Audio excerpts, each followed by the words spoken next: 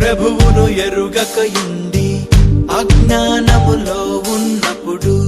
నన్ను విడువక వెంటాడిన ప్రేమ,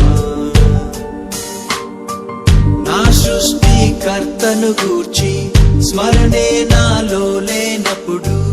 నా కోసం వేచి చూచిన ప్రేమ, బాల్య దినముల నుండి నన్ను సంరక్షించి కంటి రెప్పలా నన్ను కాపాడిన ప్రేమ,